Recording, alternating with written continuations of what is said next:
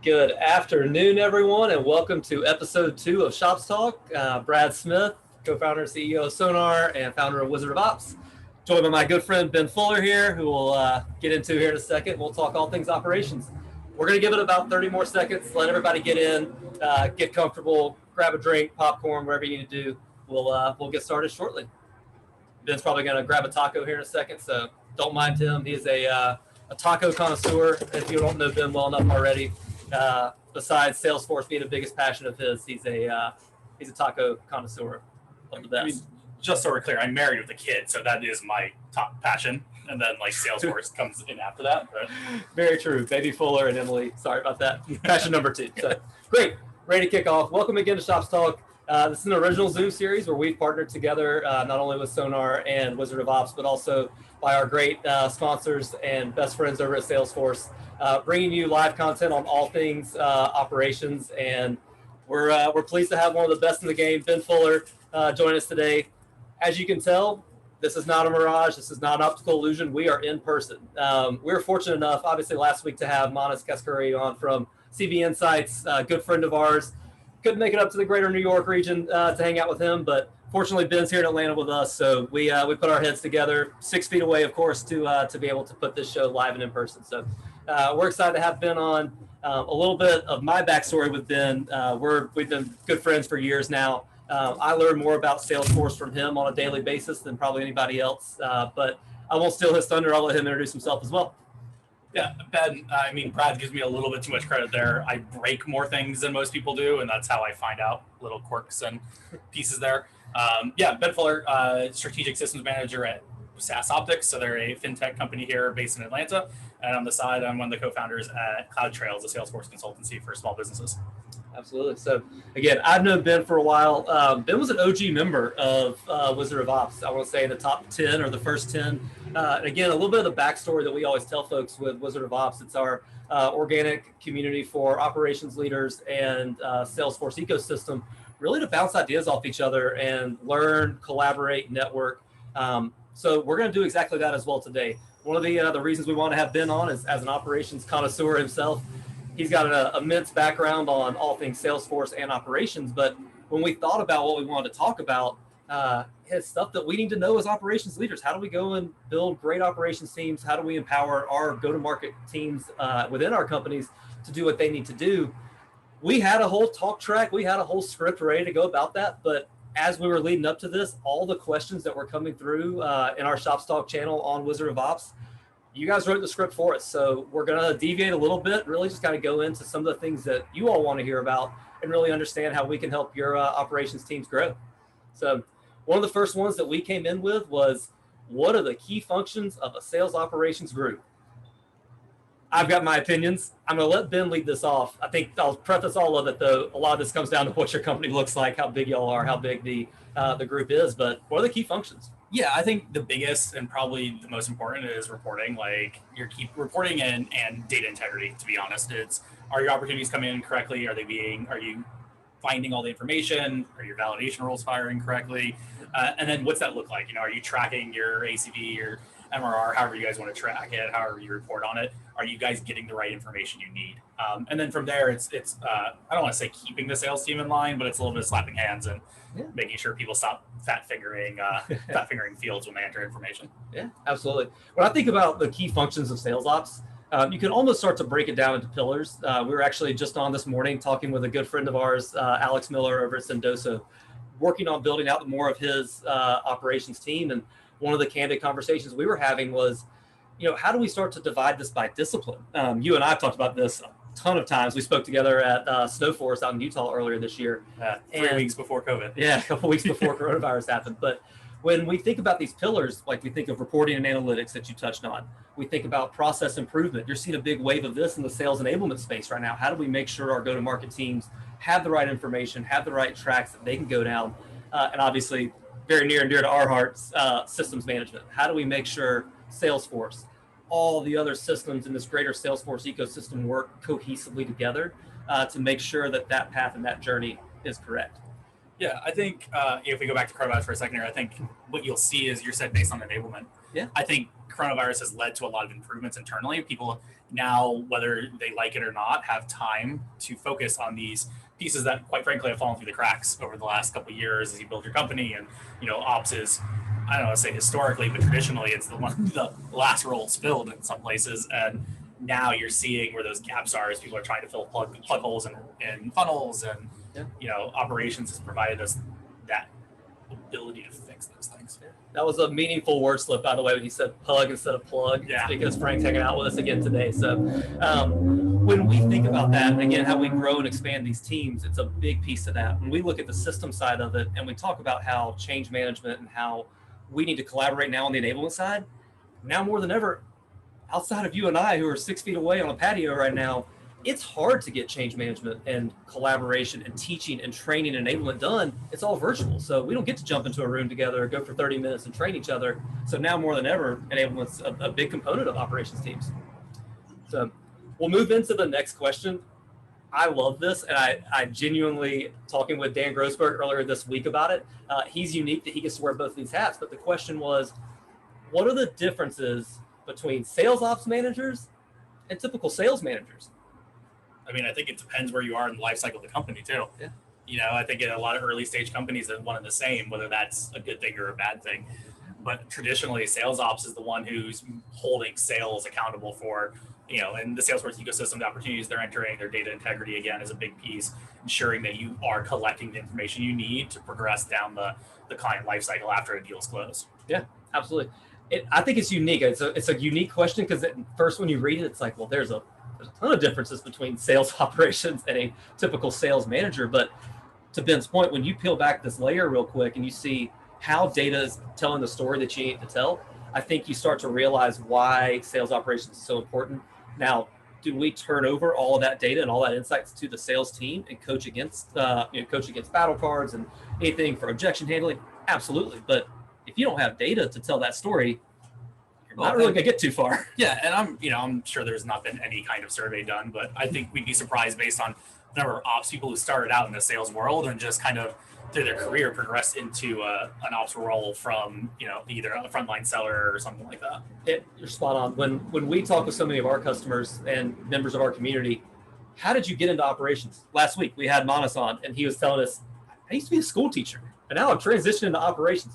That is amazing to me. And we hear so often the normal talk track of, I was an SDR, I was an AE, maybe a sales manager, and then I got into operations. I fell in love with data. I wanted to be able to tell better stories about why our company is performing the way it is.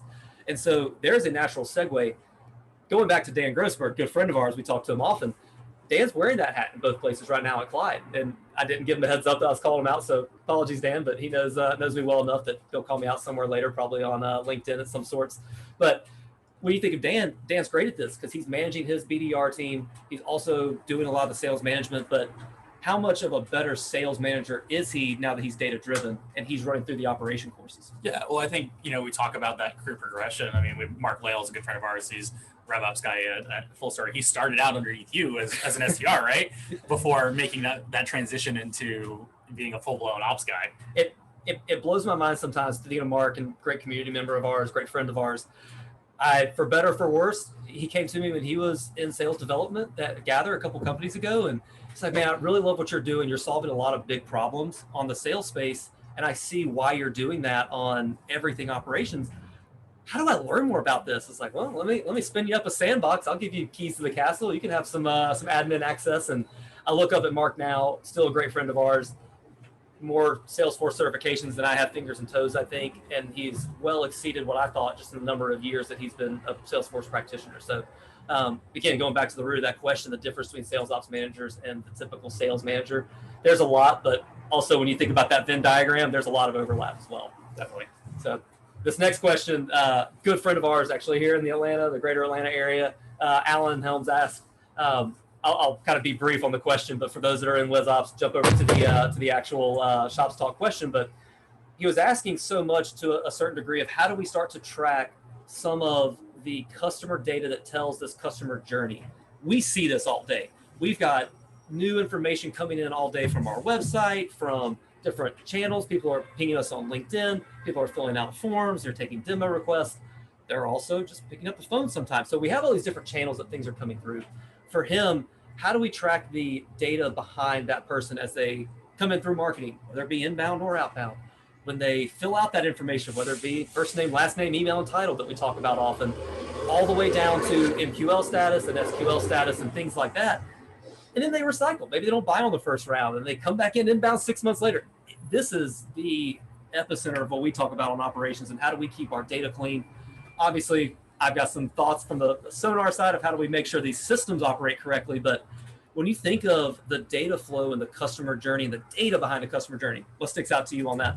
I mean, I think you have to go back to like what kind of company are you, right? Are you B2B, B2C? Because I think that has a definite impact on how you're tracking that. For us, being B2B, you know, we're looking at an account level, very high level. It's, you know, we are tracking individual conversions based on contacts and who's downloading what and how that impacts the overall conversation and moving the deal forward. But a lot of that goes back to campaigns and campaign members, right? Like that's standard Salesforce functionality to an extent. Sorry, Jen, for the quotes there. But, you know, there's a lot you can do with that and a lot you can track with that. And then it also depends on what kind of mapping tool you're using. Are you using Pardot, HubSpot, Marketo? Me personally, I'm a big fan of ops professionals. I think marketing ops is something that's definitely needed for a company at a certain size to be able to track that and actually build the strategy and track those interactions throughout the whole life cycle. You're spot on. I think hopefully the folks that are attending that heard that question or saw that in our shOPS Talk channel aren't going to be disappointed when we don't throw a ton of technology out at it. I say this often, go solve your problem first before you ever come close to throwing technology at it to solve it. Technology is going to be there to help you. It's going to enable you. Yeah, technology isn't going to solve it. If you don't know what you're looking for to begin with, then the technology, you're just going to buy a high-priced item and your finance team's going to be pissed at you later. Exactly. They're not going to be mad when you go to renew and it's another upsell. Anyway, when we think about how we get some of these pieces of data all through this, again, we go back to, we hear so heavily on go-to-market teams. Marketing is very focused on this. Sales is very focused on this. Make the customer journey delightful. It should feel seamless. We should feel that the minute that they log a demo request on your website and any sort of automated system, whether it be Drift or ChiliPipe or however the ways that we're routing these things and grabbing that data, even from our marketing automation platforms, how does that seamlessly get over to our inbound rep? How does that seamlessly get answered in a very short period of time? SLAs of, internally, we try to keep it to an hour, less than that most of the time. How do we make sure that we do all this? And then all of a sudden we have to hand it to a sales associate or an AE. Then we close the deal. Then we close it or hand it off to a CSM. That customer journey has to be delightful. No questions asked. How do we on the operation side enable that? And I think this is what Alan's getting to. How do we make sure that we track that data in a meaningful way? We've talked about this candidly. One of the worst things you can ever have happen to you is by accident or just by poor data quality, your AE or your SDR sends an email to somebody and says, would love to talk to you about our solution. And they respond, I've been a customer for 6 months. Yeah. And like Ben's like rolling his eyes. We've felt the pain of this before in different situations.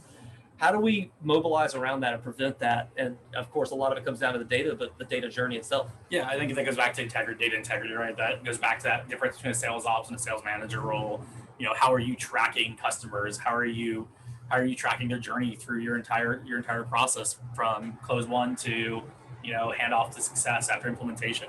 If you don't have that and all that's not tied back into your MOPS strategy and your plans there, I mean, yeah, you're gonna step in it and you're gonna piss off some existing clients. Yeah, it's not gonna be fun. And I think that's where, again, when we think about it, let's start 10,000 foot and get granular. When we think about it from a 10,000 foot, what's the best thing for our customer? Easy, seamless, nice customer journey, right? What does that mean on the operations side? And again, we talk about this often. There's a lot of unsung heroes on it that people are behind the scenes. There's wizardry behind it. Pun on Wizard of Ops, of course. But I'll be honest. I signed all our automated emails at Test Optics, Magical Cloud Guy. So anything that's coming out from our internal processes, there you go, the Magic Cloud Guy. That's perfect. Perfect segue. And Ben didn't even know this because I'm looking at the questions come through on our live feed. That's because I dropped my phone a minute ago. If you missed that huge crash. Yep. So perfect question. We talk about operations all the time. This is shOPS Talk. Ben, your title, Strategic Systems Manager. It actually doesn't have operations in it, but no, tell me why it's important. So I stole this from a good friend of mine, Brent Booth, who was actually my first boss in the Salesforce ecosystem. huge congratulations to Brian. He was just promoted to VP recently. Actually, I think like 2 days ago. He Congrats, called me man. like 30 seconds before this call started, before this webinar started. I got the idea from him. Strategic systems. My role is managing basically any of the important ones. All the enablement teams, so SalesLoft, Chili Piper, Salesforce, anything that lives inside it, and then like Gmail and I guess Google Workspace is called now. Yeah, whatever the new name is. It's making sure that all of those function correctly and are integrated with each other. Yeah.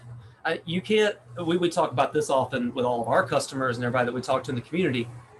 Your data is the most important thing, especially right now. Like, we're in a weird time and we are making business decisions on a constant basis based on what?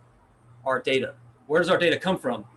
Strategic systems. Yep. So it's not a far-fetched idea to think that even if you're not technically an ops person, we've had other conversations off of this. What does RevOps even mean? Is it sales ops? Is it RevOps? Is it part of marketing ops, customer success ops? There's trends that are changing right now, and we're debunking a lot of those on a lot of these shows like this. But we're talking about that. But I don't want to make a pound my fist on the desk statement and say you have to be in operations to be strategic as part of this. Yeah, I mean, if it makes you feel better, I roll up into the COO. So if that helps. Yep. Merry Christmas, but I love it. Question again from I'm not sure exactly what it's from, but what is your take on the difference between RevOps and SalesOps? Wow, too easy. We were just talking about that. Are they the same thing? Does SalesOps roll into RevOps? Does it matter on company size and industry? Whew, unpack it. I mean, I think it's like you said a minute ago, it's a weird world right now. Mm-hmm. I think holistically, SalesOps rolls into RevOps. Yeah. That's how I would feel. RevOps is that overarching structure basically of sales ops, mobs, success ops, everything rolling in there. And that's that one group that manages all that data and all those processes to make your company work successfully. I mean, let's take a step back real quick and just remember, these aren't titles of roles that have been around for 30 or 40 years. I mean, we've seen statistics show on LinkedIn, there's a 400% increase on revenue operations titles over the last 2 years. Of course there is. So this is something new and emerging. So when you ask the question, what's the difference and what does it mean? Spoiler alert, we're still figuring it out. I mean, you're not even figuring it out. I mean, you kind of get to make it up as you go at this point. Yeah. Well, and again, kind of going back to just a candid conversation from this morning with one of our customers, talking with Alex at Sendoso, you have two verticals you can go down, or two routes really you can go. You can either start to build out a RevOps team based off of independent groups. So you can have a RevOps leader, and then you have people underneath that are a sales ops person, a marketing ops person, a customer success ops person. Good strategy. Again, to your point, kind of depends on where you are in a company. Are you 50 people? Or are you 500?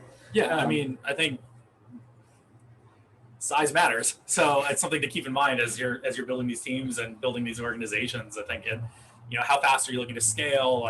If you guys are small and nimble, it can be an individual contributor, but as you grow, you're going to need to be able to specialize a little bit more in your needs. Absolutely. Well, I think here's where that scale and size matters. You see it more often in some of the larger upper mid-market enterprise companies when they're building a revenue operations team. They are starting to look at, let's do it by principle or by discipline. I talk about being data junkies all the time. Greg Myers, one of our good friends, Wizard of Ops, huge data guy. And when I look at their team and how they're structured at Redis, he is 100% solely focused on how we actually look at the data, what story does it tell us. More importantly than that, the structure of these RevOps teams now, you're seeing someone be fully focused on sales and enablement, like we talked about earlier. Somebody being fully focused on reporting and analytics. Greg, great job. Somebody being fully focused on strategic systems. And so, does one size fit all? Absolutely not. I think hopefully you're making a business decision based off the structure of your business and what fits best for that. So great questions. We'll take one more of these questions. We got to do rapid fire with Ben too to make sure that he gets a little bit more of some fun things on the edge of his seat. But from Dan Grossberg, he is listening to me, so good. Now he gets to call us out. How do you manage projects versus one-off tasks? Project planning makes sense for larger initiatives, but how do you tackle the marketing manager that is asking for 3 new fields on the lead object so it can sync with the marketing automation platform? Ooh, lots to unpack there. Yeah, I mean, for me, I'm a big fan of native functionality with Salesforce. I'm a big fan of cases in general, so I tend to stick very closely to that. And I break it down by type, so project, support, enhancement. And then I break it down by division as well internally. So sales, ops, success, marketing, however your teams are broken up. And then basically it gets in line. They can set their own priority. I review the priorities based on other needs and requests from the company at whole there. And then if it's not, if something outweighs it, I'm sorry, like you're getting in line. Yeah. I think the prioritization, to Ben's point, I think we always have to look at it holistically and say, what's going to be best for the company? How are we going to, is this change I'm going to spend a lot of time making going to move the needle for our business? And so you're always going to have prioritization conversations. I think the one thing that I've learned in my past, Ben and I have empathized over many tacos on this. It's going to depend on how transparent you are with the rest of your organization. Every RevOps person we talk to now, whether they be in WizOps or Sonar or SaaS Optics, be transparent with the rest of your org, because half the time marketing doesn't know what you're working on for sales, and sales doesn't know what you're working on for finance. And so cases are a great way for this. Yeah, and I mean that not being transparent, it's going to bite you in the ass. I mean, like if I think we go and talk about this when we did our RevOps discussion with Snow Forest. It's a lot of the times MOPS doesn't, or marketing doesn't understand how sales qualifies things. Sales doesn't understand how marketing qualifies things. And the same applies against requests they're submitting, right? Sales has no idea what marketing's making, what kind of requests marketing's making. Success isn't really concerned about what marketing's doing, so they're going to put those requests in and they're going to expect them to get done. And as an ops professional, it's kind of your job to prioritize accordingly and put the company's needs at the front. Absolutely. You're never, I'm not going to say never, but you're never going to get in trouble when you put the company first and when you're being transparent about your needs. And that's all the way down to very small tactical changes. Yes, I've been asked to update a pick list value. Is that the most pressing thing for our company right now? We're a day before a board meeting and I've got to go get some reports done. I'm going to say that you probably need to work on the reporting instead of the pick list value. But again, being transparent with your team and what you're working on goes so far. And it's a certain level of empathy. People realize that, like, oh, wow, I had no clue you were working on board reports. Get the pick list value later. That's totally fine. I mean, if they check your calendar, I'm sure it would have been very clear. If you're good at calendar management, that's probably going to be another topic that we'll have one day. So wrapping up, we got about 7 or 8 more minutes. We want to hear a couple more questions. If you have anything else, please jump into Shops Talk, the channel on our Wizard of Ops Slack community, and please ask us. Rapid fire, you ready for this? No? Okay. Favorite TV show right now? He's acting surprised. He knew these questions were coming. I've got a 16-month-old, so we're watching CoComelon a lot right now. You know, Frank doesn't watch CoComelon, so I can't say that I know exactly what that is. But I'd be concerned if you did. I'll be honest. Fair. So I got beat up for this question last time because I didn't articulate it correctly. Favorite Dorito? Cooler Ranch, nacho cheese. You mean Cool Ranch? Cool Ranch. It's cooler too. They've changed the bag every once in a while. Blue, red, and somebody came in real fast with purple. Actually, one of my favorites. Purple's a spicy one, right? Yeah, sweet and spicy one. Sweet and spicy chili. I love it. Drink of choice. Goose Island root beer. Ooh, good. You get a good on tap root beer. Yes, too good. I mean, here local. I mean, was it Red Hair? Yeah, in Marietta. Yeah. They've got a great root beer they make there, and I'm pretty sure they do it in pony kegs.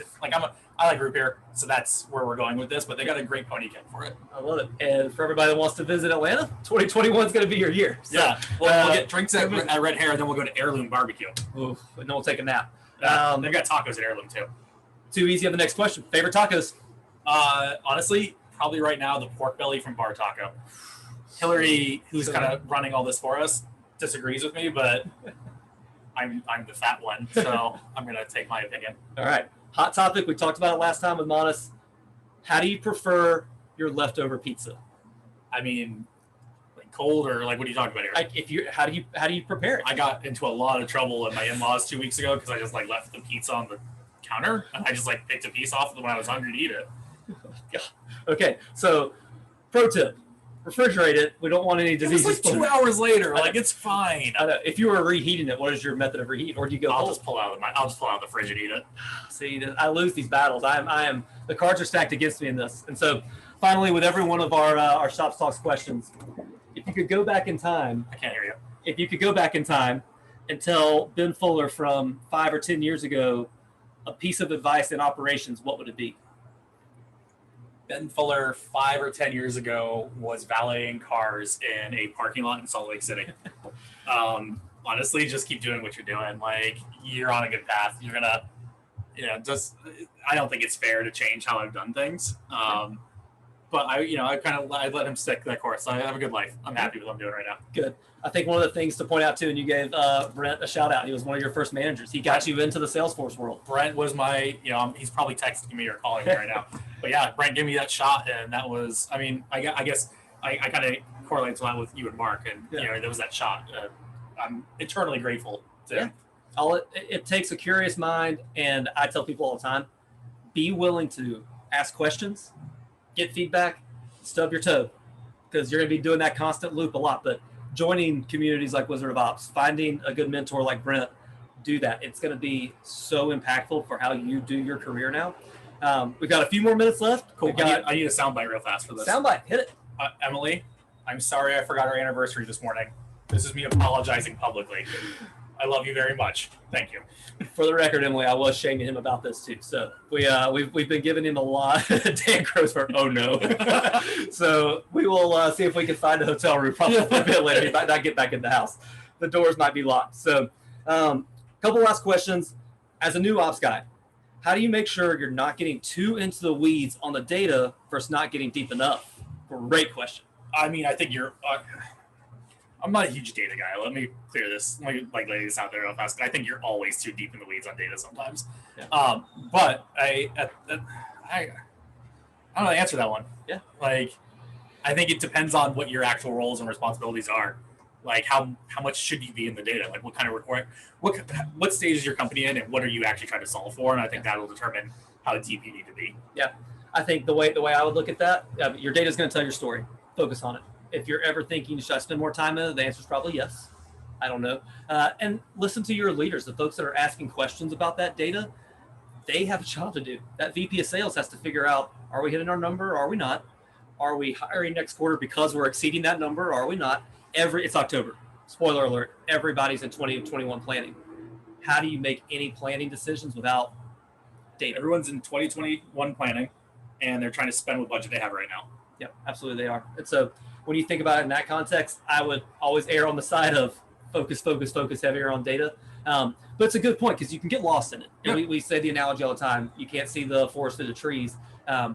You want to be able to zoom out often. So one thing that I've learned, took 10 plus years to figure it out, try not to spend more than about an hour at a time in a spreadsheet or running reports or doing anything on the analytics side, because you'll start to get in your own head about it and you'll realize the formula you're putting together might not be the best. Take a break. And at a certain point you have to figure out how much Advil are you putting into your body? Where does your Advil budget go when you're spending so much time looking at data? That's exactly it. And last question, as a funny one, Jonathan Morgan jumping in. How cold are those tacos right now? They're probably pretty cold. I'm concerned. I'll be honest. I'm concerned as well. That's it, guys. We're wrapping up. Appreciate everybody jumping on. We're so excited. Shop Talk again 2 weeks from now. The lovely Jen Whalen joined us directly from Salesforce. I'm excited. Ben's excited. He's eating tacos. They're very cold. They're very cold. There you go, Jonathan. Again, we can't thank you all enough for jumping in. We don't get to have this show without you jumping in and asking us questions. Hopefully you enjoyed some of the feedback, some of the insights. Any last words? No. No. Have a good night. Thanks again, everyone. Talk soon. Have a great rest of your week. See you again in 2 weeks. Good job, man. I'm still gonna eat this taco. I mean, you definitely gotta eat the taco. You definitely gotta eat the taco. Is it pretty good?